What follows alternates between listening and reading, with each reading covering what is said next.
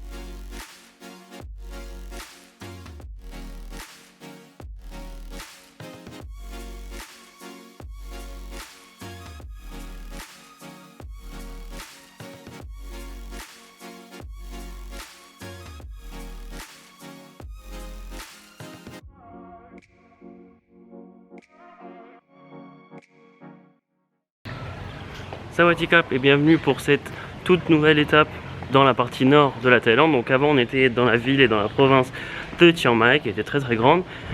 là aujourd'hui, enfin hier soir pour être honnête, on est arrivé dans la ville de Chiang Rai. Donc c'est en fait un petit peu la sœur jumelle, la petite sœur jumelle de Chiang Mai. Donc ça ressemble un petit peu, mais ça reste quand même assez différent dans l'aspect. Il y a beaucoup de temples, c'est super sympa. Là, toute la province de Chiang Rai est aussi très intéressante au point de vue des paysages, etc. Donc vous allez voir, ça va être super sympa. Voilà, donc je vous laisse avec les images de Chiang Rai. A plus tard.